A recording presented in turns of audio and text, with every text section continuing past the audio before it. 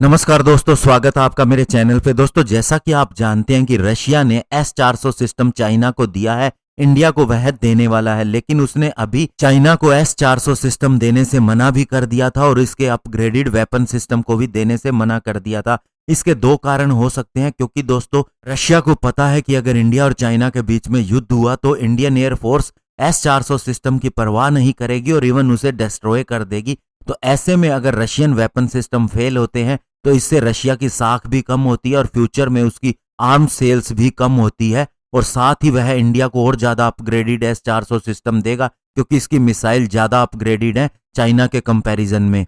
और आज हम इसी चीज के ऊपर बात करेंगे कि किस तरह से रशिया के डिफेंस सिस्टम अगर फेल हुए हैं तो उससे रशिया को लॉस हुआ है और फ्यूचर में भी इसी का ही अंदेशा है। तो चलिए दोस्तों शुरू करते हैं। दोस्तों, रशिया अपने S-300 और S-400 एयर डिफेंस सिस्टम को इस तरह से मार्केट करता है कि ये वेस्टर्न एयर डिफेंस सिस्टम से ज्यादा बेहतर है और इसीलिए इसे खरीदा जाना चाहिए। लेकिन इसे डर भी है कि अगर ये फेल हो जाते हैं तो ये दाव उल्टा भी पड़ सकता है। दोस्तों, 14 सितंबर 2019 को एक लोइटरिंग म्यूनिशन यानी जिसे सुसाइड ड्रोन या केमिकेजे भी बोलते हैं, जिसे इसराइल ने बनाया है, इसे ईरान के द्वारा लॉन्च किया गया सऊदी के अरमाको ऑयल फैसिलिटी के ऊपर, और वहां पर उसने यूएस द्वारा बिल्ट एयर डिफेंस सिस्टम को सुरक्षा के लिए लगाया हुआ था। लेकिन ये एयर डिफेंस सिस्टम न तो उसे पकड़ पाया और न ही उसे हिट कर पाया। तो ऐसे में उसे काफी ज्यादा लॉस हुआ और इससे अमेरिका को भी काफी ज्यादा क्रिटिसिज्म का सामना करना पड़ा कि उसका एयर डिफेंस सिस्टम इतना इफेक्टिव नहीं है।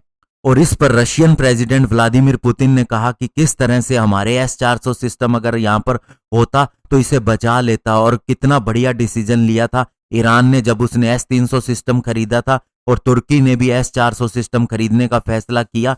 यही अगर सऊदी अरेबिया ने भी कर लिया होता तो उसे ये दिन नहीं देखना पड़ता। लेकिन दोस्तों, ये अभी भी क्लियर नहीं है कि S-300 या S-400 सिस्टम जो पेपर के ऊपर इतना स्ट्रॉन्ग है, क्या वाकया में सऊदी अरब को बचा लेता इस तरह के हमले में। इसके ऊपर भी बहुत से डाउट है। अभी दोस्तों आर्मेनिया और अजरबैजान के बीच में नगरोनो कराबाग एरिया को लेकर एक युद्ध चल रहा है, जिसमें देखा गया कि आर्मेनिया के पास S-300 सिस्टम है, लेकिन फिर भी अजरबैजान ने जो अपने हारूप ड्रोन जिसे इसराइल ने बनाया है लॉन्च किए, तो आर्मेनिया इससे बचाव नहीं कर पाया। लेकिन ये ध्यान रखना चाहिए कि आर्मेनिया ने जो S-300 सिस्टम लगा रखे हैं उसके साथ रशिया का ही medium range Panjshir missile system नहीं लगा है, जो क्लोज आते हुए किसी भी खतरे से निपट सकता है, न ही किसी अन्य तरह का शॉर्ट और medium range supporting air defence system इसके साथ में लगाया है। और दोस्तों, आपको ध्यान में होना चाहिए कि यूएस भी जब MIM-104 patriot air defence missile system को डिप्लॉय करता है तो इसके साथ में C-RAM यानी कि counter rocket artillery mortar system भी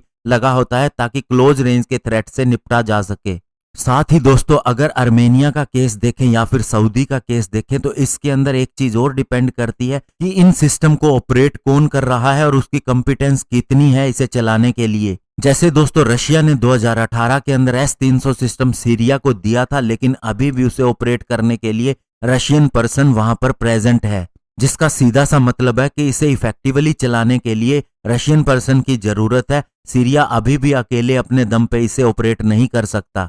और इसके पीछे एक पत्रकार ने लिखा है कि रशिया को यह भी डर है कि अगर उसके S-300 सिस्टम ने किसी टारगेट को मिस कर दिया तो इससे वेस्टर्न और इजरायली सिस्टम की कैपेबिलिटी को ज्यादा समझा जाएगा और रशियन प्राइड को एक चोट लगेगी। और साथ ही ये बताया जाता है कि इजरायली एयरफोर्स की ट्रेनिंग ग्रीक S-300 सिस्टम के अगेंस्ट हो चुकी है, जिसका मतलब है कि वह सीरिया के S-300 सिस्टम को बहुत ही इजीली डिस्ट्रॉय कर सकता है।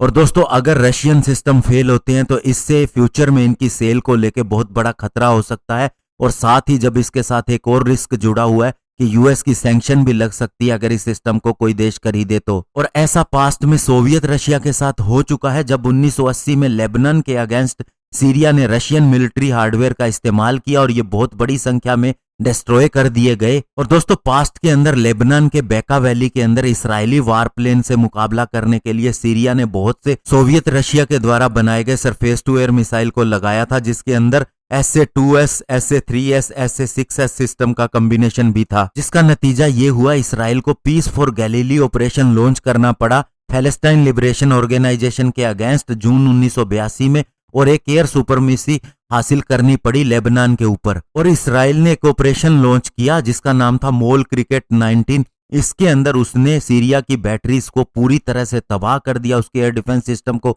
डिस्ट्रॉय कर दिया। और उस समय इसराइल के F-15 और F-16 फाइटर जेट ने सीरियन एयरफोर्स के MiG-21 और MiG-23 को डिस्ट्रॉय कर दिया। और रिजल्ट ये रहा कि 82 सीरियन एयरक्राफ्ट डिस्ट्रॉय हो गए और इसराइल का एक भी फाइटर जेट डिस्ट्रॉय नहीं हुआ। और इसके बाद दोस्तों एक चेक जनरल जो कि मॉस्को के अंदर रह रहा था 1982 में, उसने लिखा है कि इससे सोवियत यूनियन को पता चल गया कि वेस्टर्न टेक्नोलॉजी उनसे कहीं ज्यादा बेहतर है। और ये भी एक कारण रहा सोवियत रशिया के टूटने का या सोवियत यूनियन के टूटने का। तो ऐसे में दोस्तों अगर आज भी रशिया का कोई system specially S-400 system fail हो जाता है तो इससे रशिया के प्राइड को बहुत ज्यादा लॉस होगा। और यही कारण है कि वह अब अपग्रेडेड S-400 सिस्टम या उसके पुर्जे या उसके अदर वेपन सिस्टम चाइना को नहीं दे रहा, क्योंकि इंडिया के साथ उसका कन्फ्लिक्ट चल रहा है। और ये कहीं आगे बढ़ गया तो इंडियन एयरफोर्स की कैपेबिलिटी का रशिया को पता है और वह S-400 की परवाह किए बिना ही चाइना को डिस्ट्रॉय कर देगी। तो ऐसे में वह S-400 सिस्टम जो इंडिया को देने जा रहा है वह भी लेटेस्ट है और